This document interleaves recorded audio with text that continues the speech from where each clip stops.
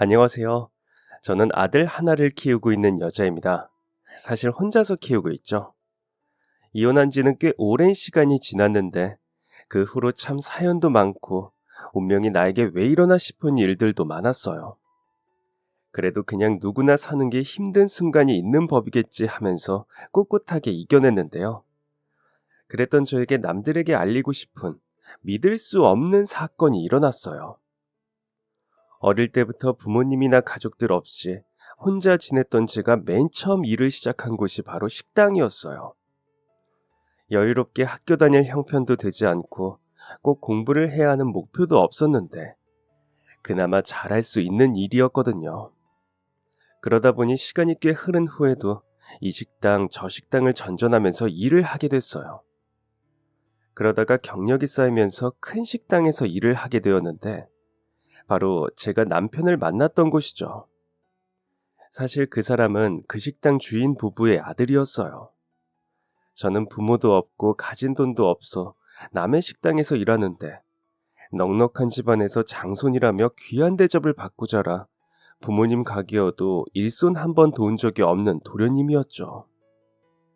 친구들 데리고 밥 먹으러 왔다가 우연히 저를 만나고는 대체 어디에 반한 건지 첫눈에 홀딱 빠졌다며 쫓아다니기 시작했어요. 물론 그의 부모님이자 가게 사장님들은 못마땅해 했어요. 특히 사모님인 그의 어머니가 정말 불쾌하게 생각했어요. 제가 일을 워낙 잘해서 차마 그만두라고 하지는 못했지만 자기 아들이 제 뒤를 쫓아다니는 것을 볼 때마다 당장이라도 쫓아내고 싶은 마음이 컸을 거예요. 그냥 일이나 하면서 빨리 돈을 모아 내 발 뻗고 잘 집이라도 사고 싶은 마음뿐이었는데 하늘의 별도 달도 따다 주겠다 이야기하면서 참 지독히도 쫓아다니더라고요. 사실 속으로는 영 싫은 눈치는 아니었지만 차마 언감생심, 오르지 못할 나무라고 생각해서 일부러 피하던 거였어요. 하지만 나를 이렇게나 계속 쫓아다니다니 내가 가진 배경을 미뤄두고 이 사람을 믿어도 되지 않을까 싶더라고요.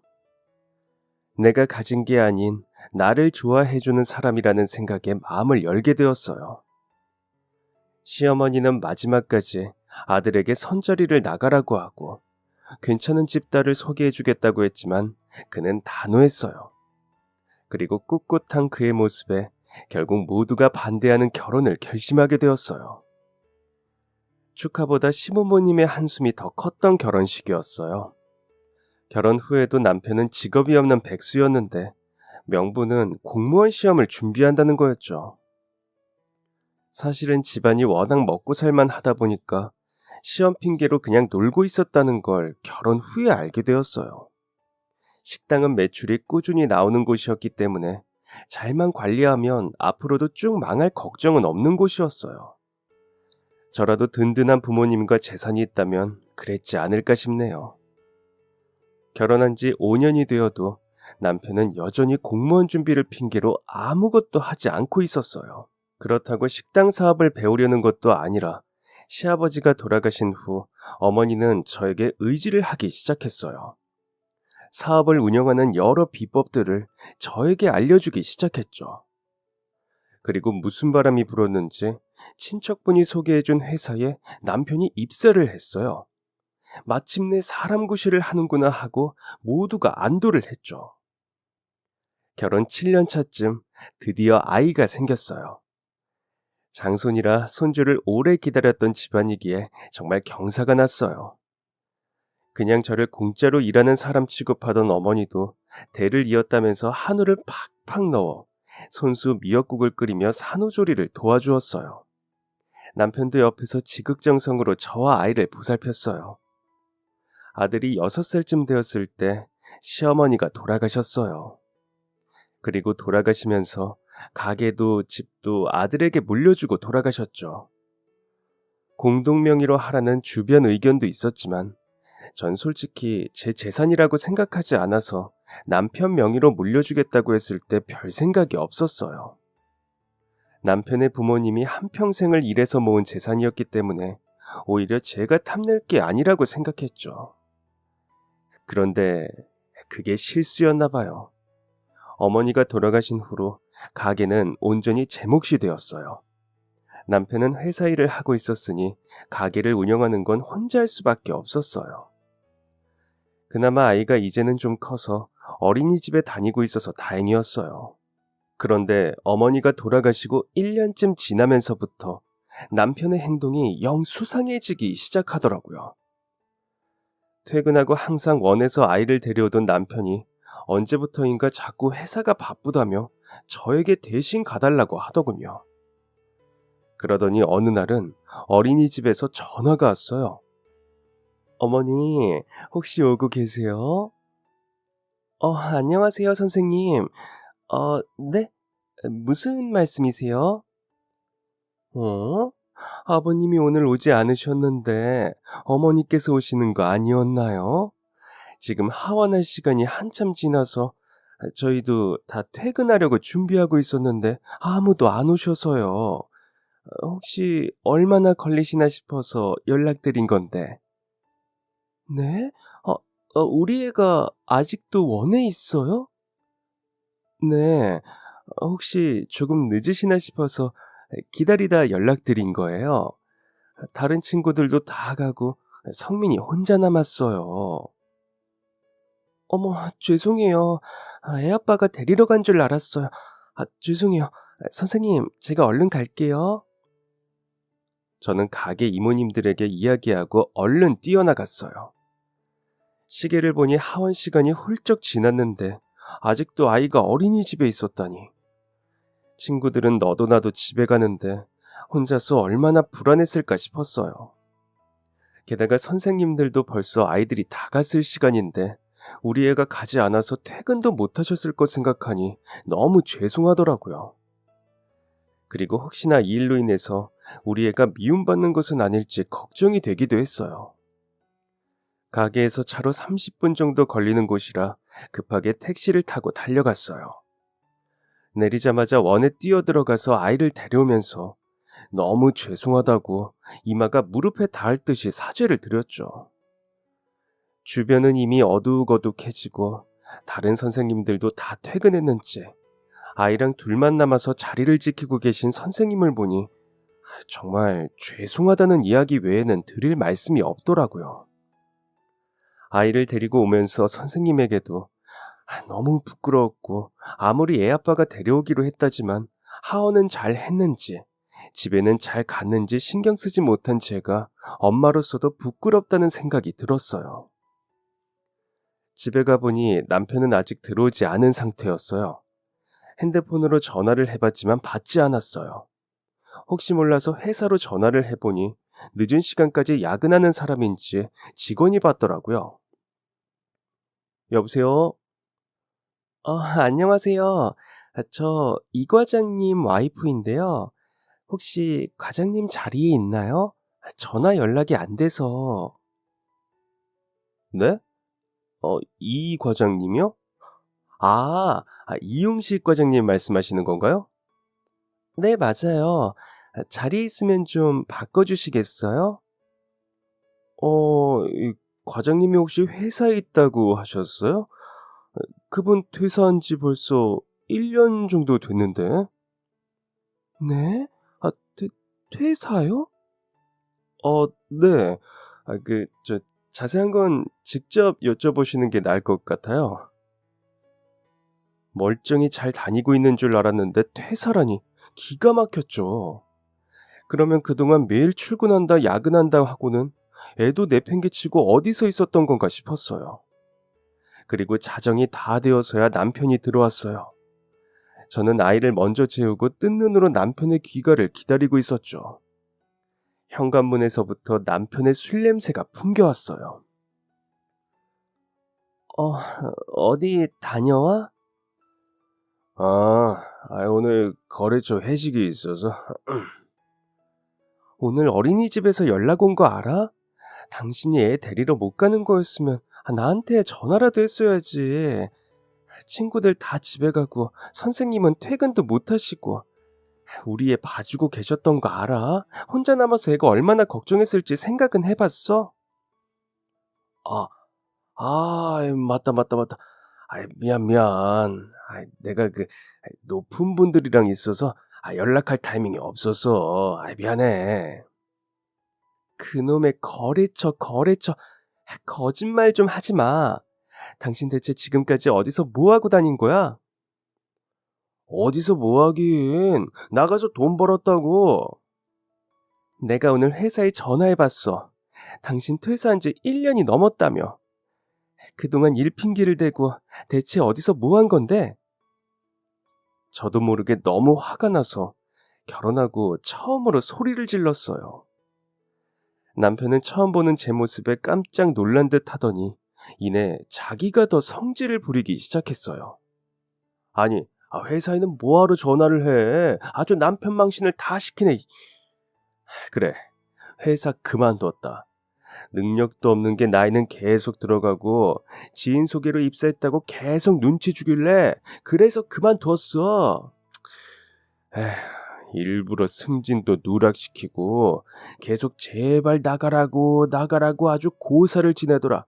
그래서 때려치웠어. 근데 그래도 내가 가장이니까 우리 가족 밥은 벌어 먹여야겠다 싶어서 나는 나가서 인력사무소도 가고 건설 현장에서 시멘트도 나르고 다시 일자리 알아보느라 얼마나 고생했는데. 남편은 정말 억울하다는 듯이 가슴을 퍽퍽 치면서 바닥에 주저앉아 한탄했어요. 자기는 가장으로서 이 집안에 최선을 다하려고 했는데 속도 모르고 이렇게 면박을 준다면서 너무 억울해하더라고요. 그리고 그 연기에 또 깜빡 속았죠. 아니, 그런 일이 있었는데 왜 말을 안 했어? 당신도 참. 가게 매출이 조금 떨어지긴 했어도 우리 세 가족 밥 먹고 살기에 부족한 돈은 아니잖아. 빠듯하게 생활해야 하기는 해도 당신 그렇게 몸쓰는 일 하면서까지 생계를 이어가야 할 정도는 아니니까. 아, 진짜 미련한 사람 같으니라고. 그런 걸 왜 말을 안 해? 왜 말을 안 하고 이렇게 사람을 오해하게 해? 진작 말을 하지. 나 그것도 모르고. 내가 미안해, 여보. 그렇게 사건은 일단락 되는 것 같았어요. 하지만 이대로 끝났다면, 아니, 남편 말이 다 사실이었다면 저희가 이혼할 일도 없었겠죠. 진실이 밝혀진 것은 그로부터 반년쯤 더 지나서였어요. 거의 2년 가까이 모르고 지냈다니, 저도 참 미련하죠. 그날은 가게에서 일하는데 계속 머리가 아프고 몸이 으슬으슬한 게 몸살 기운이 있는 것 같더라고요. 그래서 직원들에게 사정을 말하고 일찍 집으로 향했어요. 남편에게는 오늘 몸이 안 좋아서 일찍 집에 간다고 연락을 남기고 들어갔죠. 그리고 방에 누워있는데 갑자기 벨이 울렸어요. 이 시간에 뭔가 싶어서 나가보니 무슨 등기가 왔다고 하더라고요. 남편 앞으로 온 거였어요. 남편 거라 그냥 서재에 놔야지 했는데 보니까 웬 저축은행에서 발송한 거예요. 처음에는 광고인가 싶었는데 그 앞에 빨간 스탬프로 독촉장이라고 적혀 있더라고요. 그 글씨를 보자마자 이건 무조건 봐야겠다는 생각이 들었어요. 급하게 뜯어서 펼쳐본 순간 저는 그만 자리에 주저앉고 말았어요. 거기에는 우리 집과 가게로 대출을 받고는 돈을 갚지 않았다고 빨리 내라는 이야기가 쓰여 있었어요. 너무 황당해서 말도 나오지 않았어요. 그러더니 잠시 후 남편이 어딘가에서 헐레벌떡 뛰어왔더군요. 이게 뭐야? 당신 이게 뭐냐고? 제가 소리를 지르며 독촉장을 집어 던지자 남편은 아무 말도 하지 않고 서 있었어요.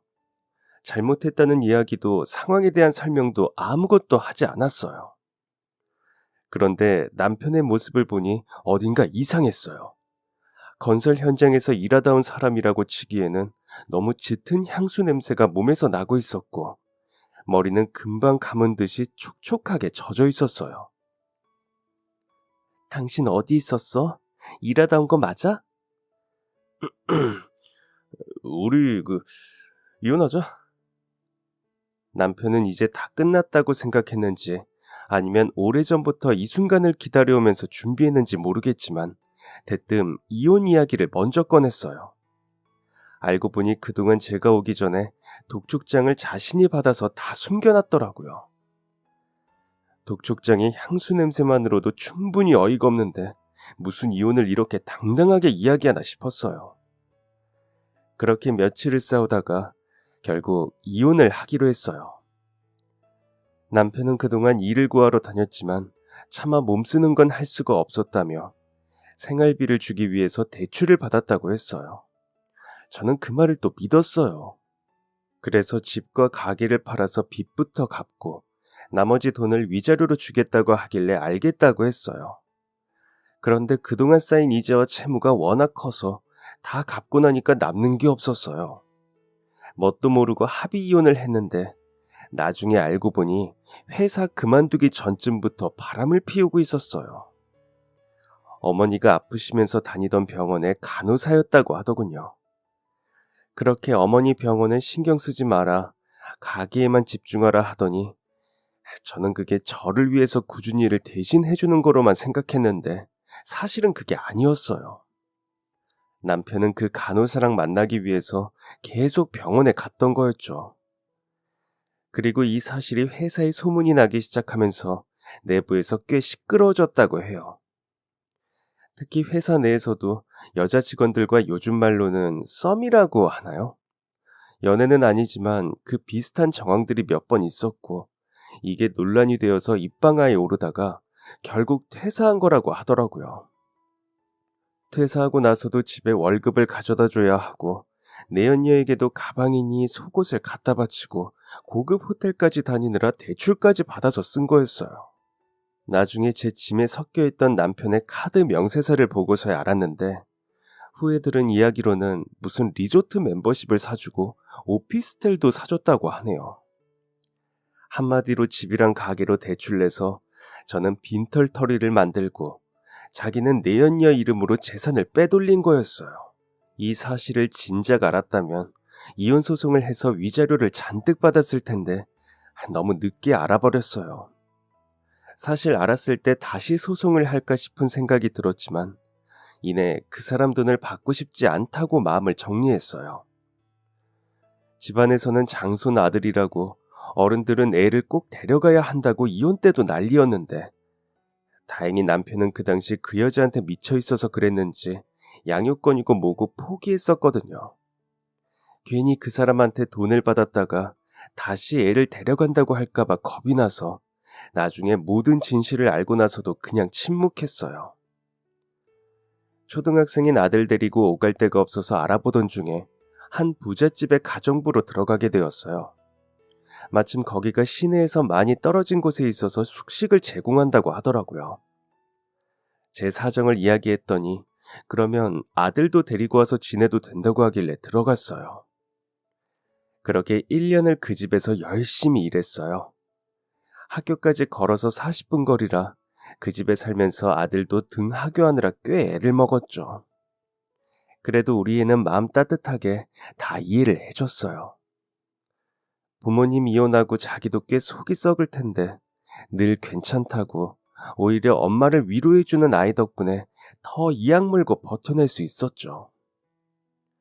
딱 1년, 정말 열심히 돈을 모아서 저렴하게 나온 가게 하나를 임대하게 되었어요. 근처에 학교가 있어서 분식집을 하던 곳이었는데 영 맛이 없어서 장사가 잘 되지 않았다고 하더라고요. 다른 가게로 바꾸고 싶으면 바꿔도 된다고 하는데 제가 보기에는 딱 분식집 자리였어요. 맘만 제대로 잡으면 손님은 금방 모을 수 있겠다 싶더라고요. 큰 식당도 운영했던 경험이 있어서 그런지 별로 어렵게 느껴지지 않았어요. 가게 간판부터 바꾸고 동네 사람들이라 단골될 확률이 높으니 항상 친절하게 대했어요. 그랬더니 전에 분식집이 있을 때와 다르게 금방 매출이 자리를 잡더라고요. 덕분에 아들이랑 단출하게 살 수 있는 전셋집도 구하고 학교 근처에서 편하게 다닐 수 있었어요. 가게에는 주로 꼬마 손님들이 많이 왔어요. 특히 학교가 끝나고 나면 슬러시랑 컵떡볶이 먹으러 우르르 몰려왔죠. 3355 부모님께 받은 용돈을 내미는 녀석들 모습이 얼마나 귀여운지 몰라요. 그리고 우리 아들은 제 엄마 가게라고 올 때마다 늘 뿌듯해하면서 엄마, 제 친구들이니까 많이 주세요 하는데 아, 그럴 때마다 주변에서 부러워하는 눈빛으로 우리 애를 바라보는 모습을 보니 그래도 분식집 하기를 잘했다는 생각이 들더라고요. 그렇게 용돈으로 마음껏 사먹는 친구들도 있지만 한편으로는 그렇지 못한 아이들도 있었어요. 부모님이 길거리에서 음식 사 먹지 말랬다고 못 먹는 애들은 그나마 낫지만 돈이 없어서 부러워하는 표정으로 군침만 삼키는 애들을 볼 때면 마음이 아프더라고요. 그 중에서도 항상 저희 가게 주변을 기웃거리며 누가 봐도 먹고 싶은 표정을 짓는 한 아이가 있었는데 아, 볼 때마다 마음이 좋지 않았어요. 가까이라도 오면 서비스라도 한 컵 줄 텐데 늘 조금 떨어진 곳에서 기웃거리니 저도 어떻게 할 수가 없더라고요.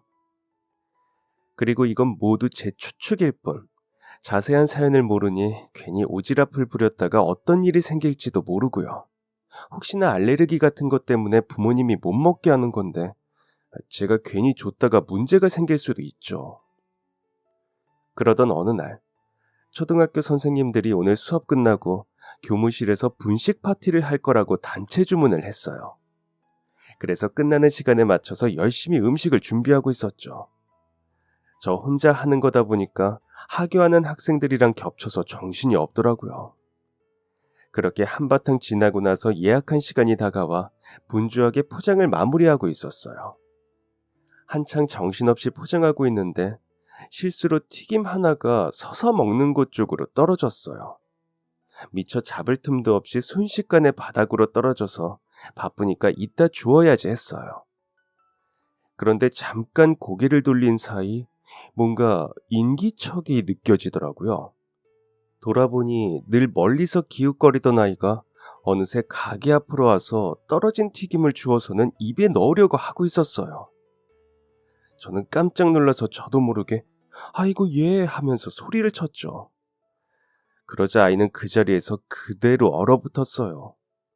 저도 모르게 당황스러워서 소리를 쳤는데 아이에게 겁을 준 것 같아서 그 표정을 보니 너무 미안해지더라고요. 어머, 미안하구나. 놀랐지? 아줌마도 깜짝 놀라서 그만 큰 소리가 나버렸네. 미안해. 어, 아니에요. 죄송해요. 허락도 안 받고 집어먹어서. 그런데 그때 마침 가게 근처를 지나던 아이들 무리가 보였어요. 그 애가 가게 밖에서 튀김 하나를 손에 들고 있는 모습을 보더니 얼굴에 장난기를 가득 머금은 채로 놀리더라고요. 뭐야, 너 떨어진 거 주워 먹는 거야? 딴 꺼지냐? 아이는 부끄러워서 고개를 떨어뜨리고 들지 못했어요. 그 모습을 보니 같은 또래의 아이를 가진 엄마 입장에서 마음이 아팠어요. 아유, 내 정신 좀 봐. 아줌마가 그거 떨어뜨린 건데 주워줬구나. 고마워. 오늘 바빠서 정신없이 일하다 보니까 밖으로 떨어뜨려 버렸네. 일부러 아줌마 도와주려고 주워주다니 정말 고맙다. 여기 네가 주문한 포장 나왔어. 그리고 이건 고마워서 주는 서비스야.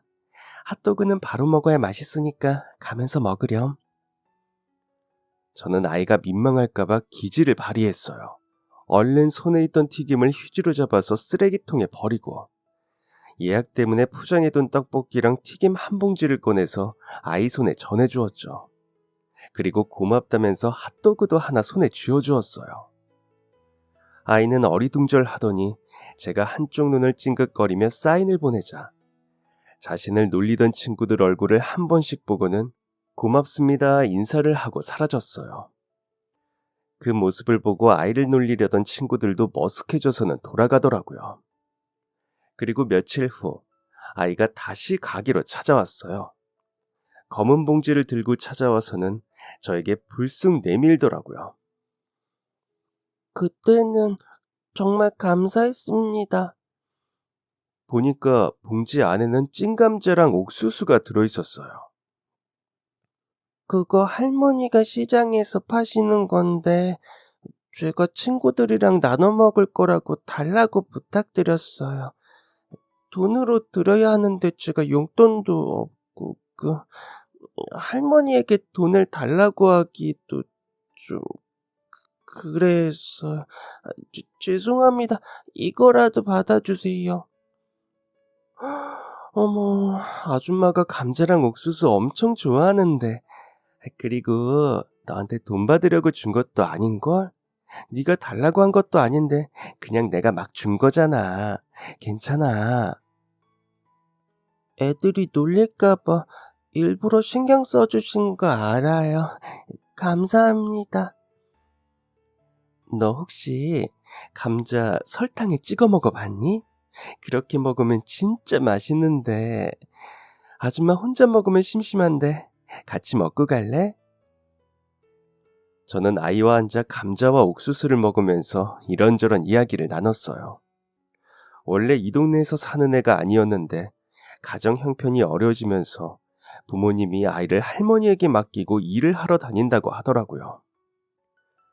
아버지는 멀리서 배를 타고 어머니는 그 근처의 식당에서 일을 하느라 벌써 몇 달째 얼굴을 보지 못했다고 했어요.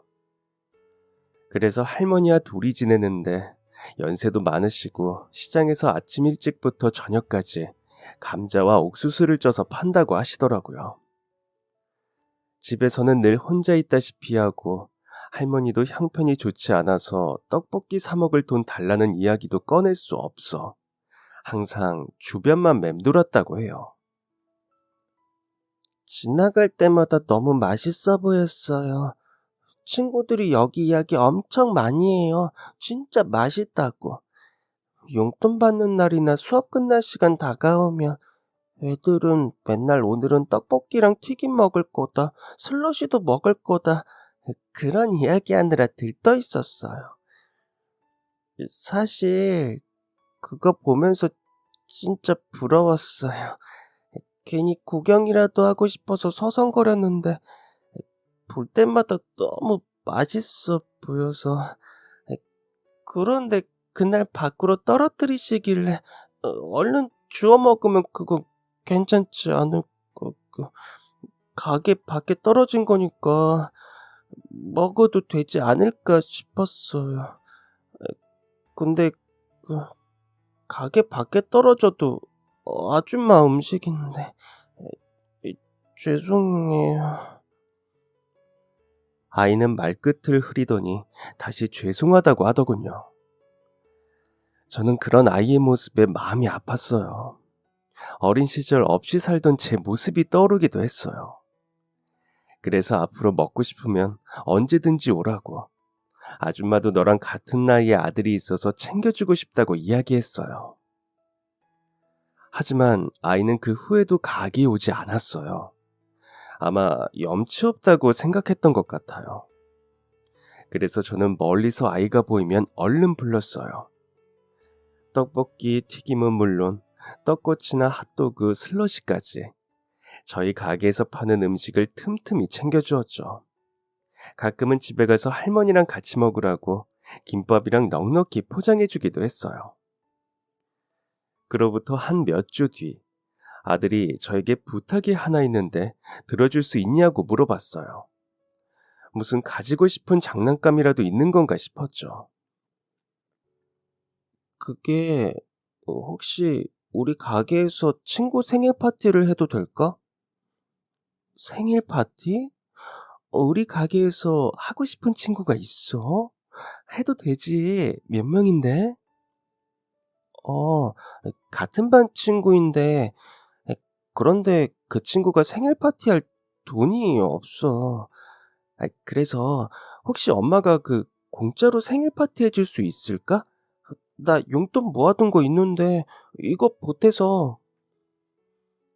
그러더니 아들은 갖고 싶은 장난감이 있다며 모으고 있던 저금통을 저에게 내밀었어요. 그동안 뭘 사달라거나 해달라고 부탁했던 적이 없던 아이였기에 조금 당황스러웠어요.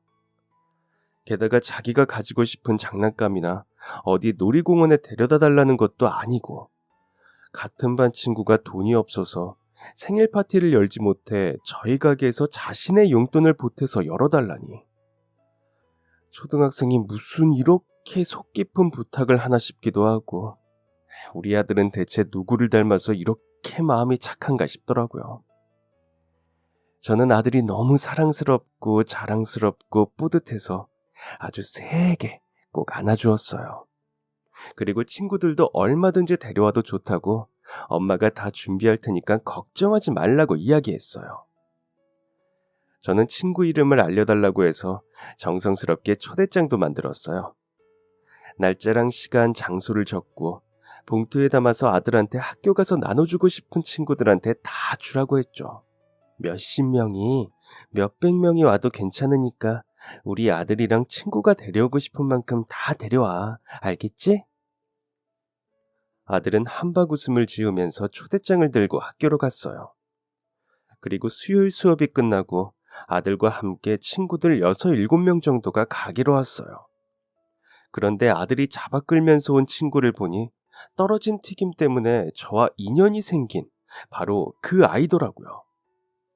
어머, 생일이라고 했던 아이가 이 친구였구나. 저는 더욱 반갑게 아이를 맞이했어요. 안녕하세요, 아주머니. 감사해요. 생일 파티 해주셔서. 어머, 아니야. 아줌마 가게에서 생일 파티도 해주고 오히려 영광인데? 우리 애랑 친구였다니. 진작 자주 놀러 오지. 제가 그 친구와 다른 애들을 반갑게 맞이하자 아들은 더욱 뿌듯한 마음이 들었는지 싱글벙글 한박 웃음을 짓고 있었어요. 저에게 계속 엄마 정말 고마워, 정말 고마워 하면서 뒤에 와서 꼭 껴안더라고요. 그러더니 자기가 앞장서서 친구들한테 음식도 가져다가 나르고 물이랑 수저도 야무지게 챙겨서 세팅해줬어요. 저는 미리 사둔 생일 케이크를 서프라이즈로 꺼내서 불을 붙여주었고 폭죽도 신나게 터뜨렸어요.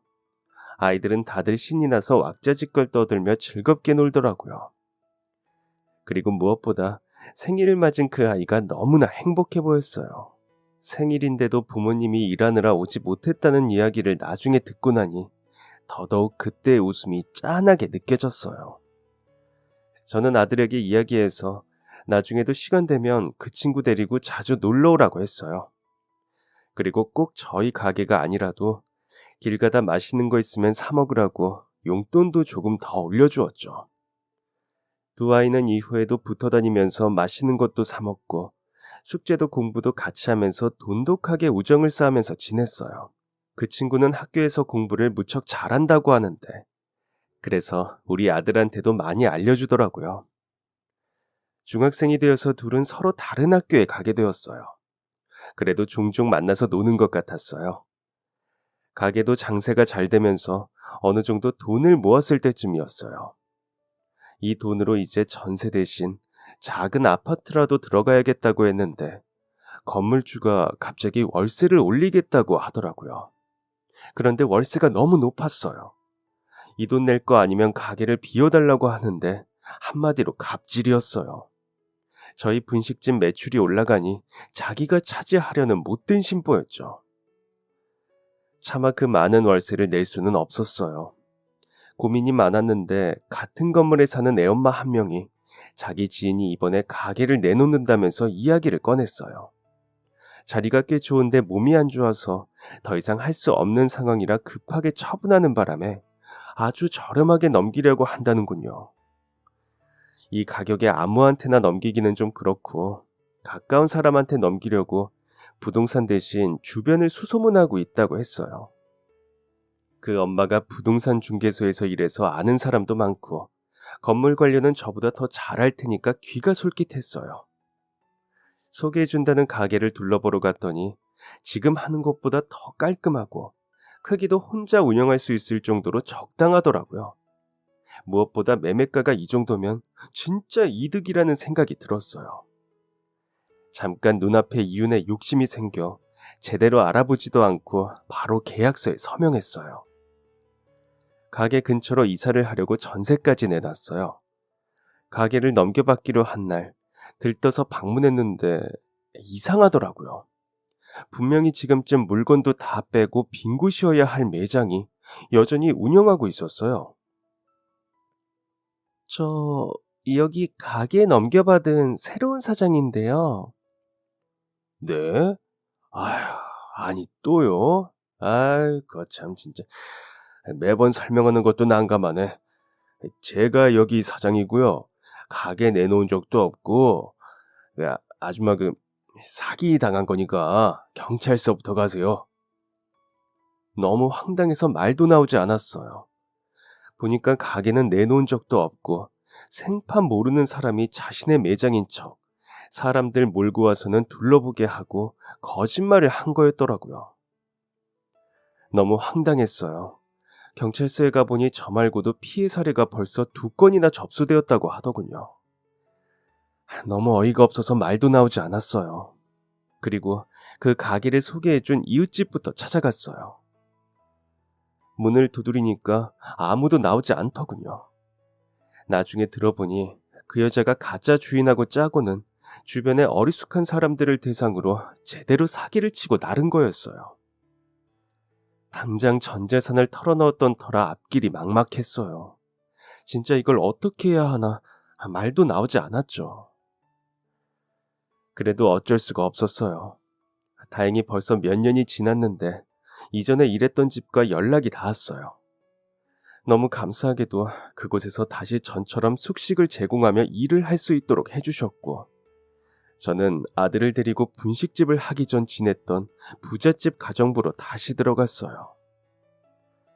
너무 원통하고 분통했지만 제가 제대로 알아보지도 않고 허울 좋은 거짓말에 속아 넘어간 거라 누굴 탓할 수도 없었어요.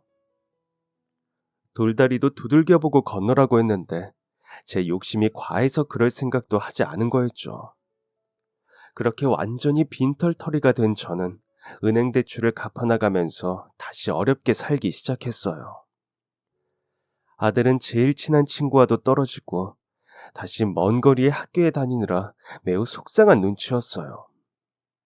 그래도 엄마를 생각해서 티내지 않고 애써 괜찮은 척을 하더라고요.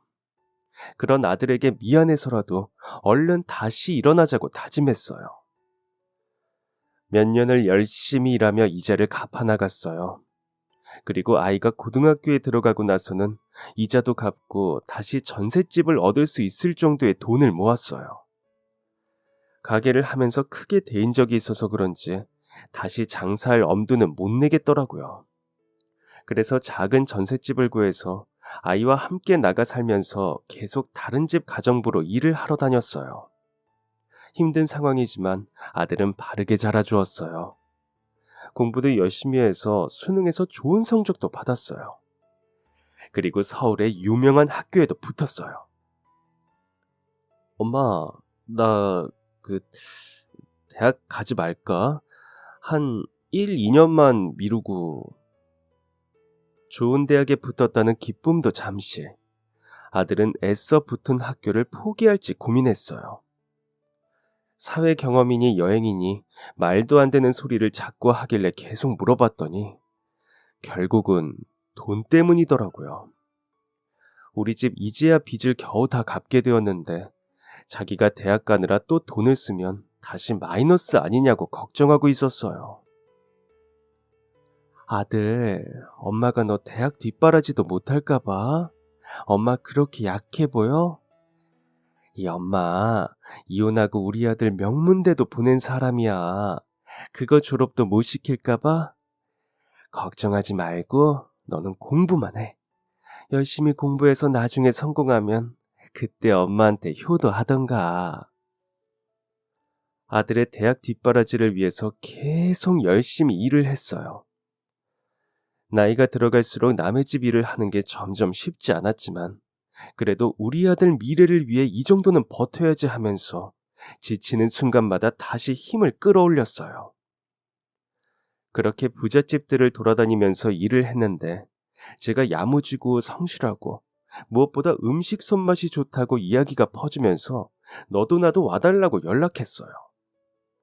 그리고 그중 돈을 아주 넉넉하게 주는 곳이 있어서 가게 되었어요. 주에 4일 정도만 출근하면 됐는데 그 전에 주 5일을 꼬박 일하던 곳보다 돈을 더 많이 주었어요. 집안이 엄청 넓기는 했지만 가족도 사장님 사모님이랑 군대에 간 아들뿐이라서 특별히 손가는 부분도 없었어요. 사장님은 주로 밖에서 식사하고 사모님 먹을 저녁과 반찬만 만들어두면 되었거든요. 그 집에서 일한 지 3개월쯤 되었을 때 사모님이 혹시 이번 주말 일하는 시간을 바꿔줄 수 있는지 물어봤어요. 아들이 군대에서 전역하는 날인데 지난번 휴가 나와서 제가 만든 갈비찜을 먹고는 너무 맛있어 했다고 해요. 그래서 혹시 아들이 전역해서 집에 있는 동안만 출근해서 맛있는 요리들을 해달라고 부탁했어요. 돈을 추가로 더 주겠다면서요. 저야 거절할 이유가 없기 때문에 흔쾌히 승낙했죠. 다음날 오전 일찍 미리 아들이 좋아하는 메뉴라고 적어준 메모를 가지고 장도 보고 재료 준비도 해두었어요. 그리고 그날은 특별히 집을 더 깨끗하게 청소했어요. 평소에도 청소하기는 하지만 주인이 온다고 하니 도련님 방도 꼼꼼하게 신경 썼죠. 저녁하고 아들이 온다고 들뜬 사모님을 보니 괜히 제 기분도 덩달아 신이 났어요. 저도 군대에서 훈련 중인 아들이 생각나더라고요. 마치 제 아들이 오는 것 같은 마음으로 열심히 일을 하고 있었죠. 그리고 아래층에서 벨 누르는 소리가 나더니 창문으로 대문 밖에 군복을 입은 남성이 서 있는 것이 보였어요. 얼른 달려가서 문을 열어주었어요. 아유, 도련님 오셨어요? 문을 열면서 반갑게 인사를 했는데 고개를 숙이며 인사를 하던 도련님이 저를 보더니 순간 멈칫하는 거예요. 왜 그러나 싶어서 의아한 얼굴로 다시 얼굴을 쳐다보니 도련님은 손에 있던 짐도 다 바닥에 떨어뜨리고는 저한테서 시선을 떼지 못했어요. 뒤쪽에서 반갑게 아들을 부르며 사모님이 나오는 소리가 들렸는데 도련님은 갑자기 제 앞에서 큰절을 하더라고요. 도련님 왜 이러세요? 아줌마 오랜만이에요. 우리 집에서 일하신다던 분이 아줌마였다니. 큰절을 하고 일어나는데 얼굴을 보니까 눈물을 흘리고 있었어요. 뒤에서 반갑게 달려오던 사모님도 아들이 저를 보며 우는 모습을 보더니 황당해서 입을 벌린 채 서 있었죠. 그러자 도련님은 다시 제 두 손을 꼭 잡았어요. 그동안 잘 지내셨어요? 어디 아픈 데는 없으시고요? 여기서 이렇게 뵙다니, 이런 우연이, 이렇게 반갈 수가. 여기서 일하시는지 알았다면 제가 더 빨리 인사드릴 수 있었는데 이렇게라도 다시 뵈니까 너무 반가워요. 온통 얼굴은 눈물 범벅이 되어서 코를 훌쩍거리면서 연신 반갑다고 고맙다고 인사를 했어요.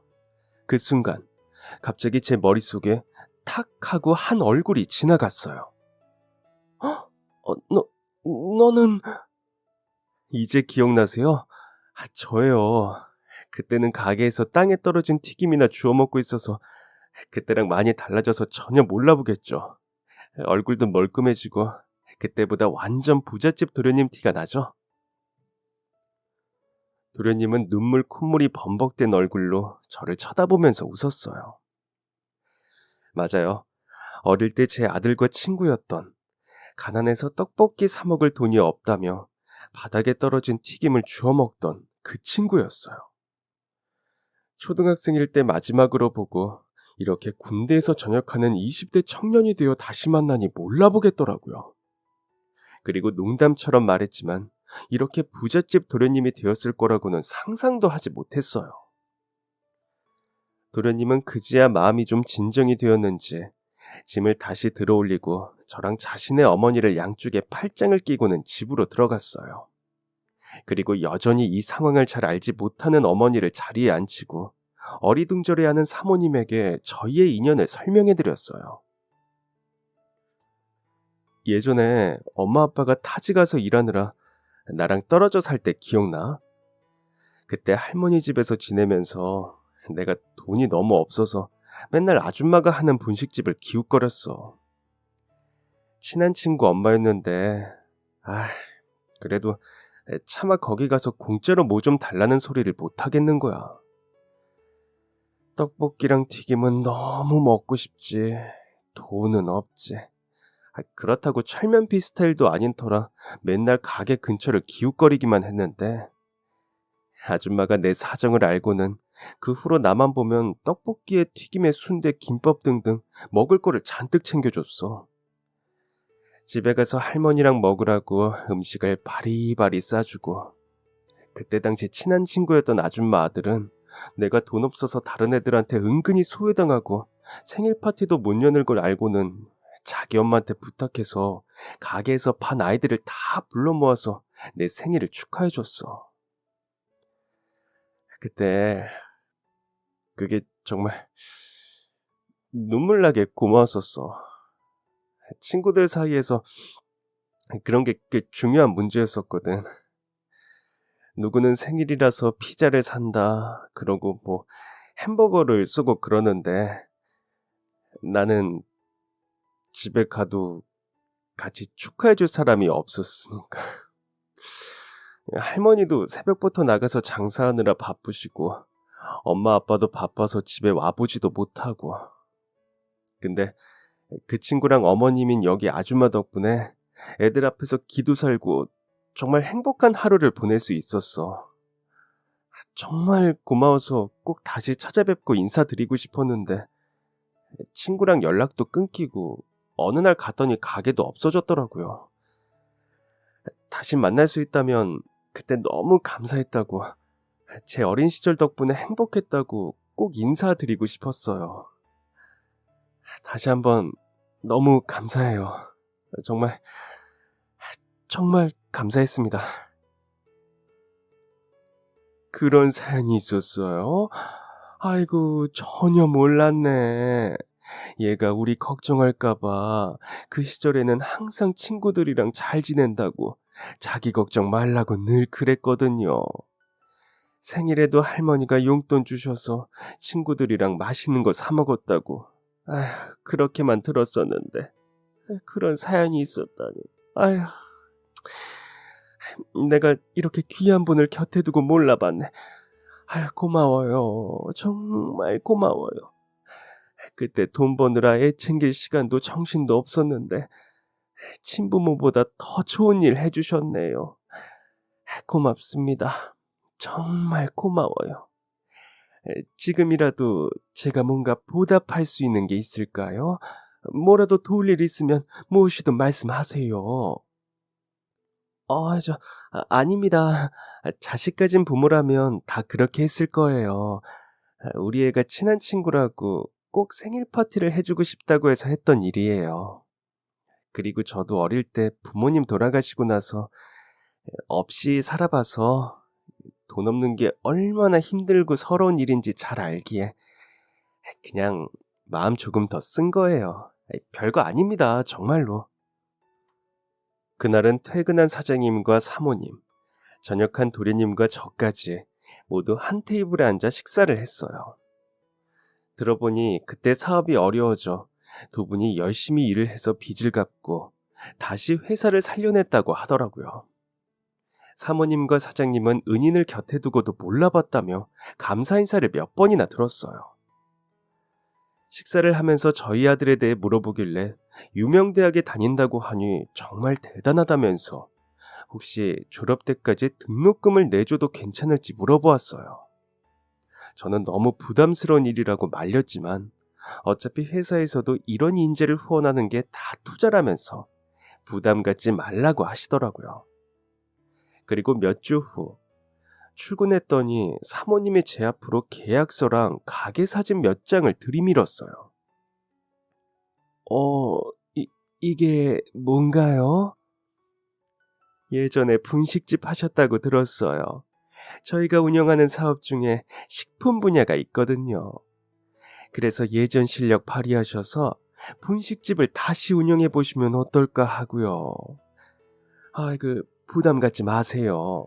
저희도 분식 쪽은 처음이라 경력 있는 분에게 노하우를 전수하고 싶은 거예요.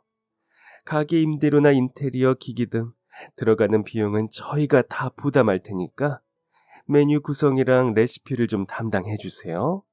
잘 되면 본격적으로 체인 사업도 할 생각이에요. 그렇게 남의 집 가정부를 전전하던 저는 다시 분식집 사장님이 되었어요. 저는 정말 요리만 할 수 있도록 들어가는 비용은 나무젓가락 주문 하나까지도 전부 지원을 해주셨어요. 아들에게 이 소식을 알려주니 정말 기뻐하면서 친구 이름을 들으니 오랜만에 너무 보고 싶다고 하더라고요. 그리고 드디어 며칠 전 전역을 하게 되어서 오래전 헤어진 친구를 다시 만나게 되었는데요. 둘이 만나서 밤새도록 이야기를 나누며 신나게 놀았다고 하네요. 또 이제 군대까지 전역해서 멋진 청년이 된 든든한 아들과 도련님이 가게 개점 이후 틈틈이 도와주고 있는데요. 예쁘게 꾸며진 가게와 사랑스러운 두 아이들을 보니 그동안 제 삶에 일어났던 안 좋은 일들이 어쩌면 이렇게 좋은 복이 되어 돌아오려고 했던 건 아닐까 싶은 생각이 들어요. 앞서 많은 일들이 있었지만 그래도 무심코 베풀었던 친절이 이렇게 큰 행운으로 돌아오니 그래도 내가 잘 살았구나 싶은 생각도 드는데요. 앞으로도 지금의 마음 잊지 않고 나중에 가게가 잘 되면 매출도 더 좋은 일에 베풀면서 살고 싶네요. 그럼 지금까지 제 긴 사연 들어주셔서 감사합니다. 사연이 재미있으셨다면 구독과 좋아요를 눌러주세요. 감사합니다. 안녕히 계세요.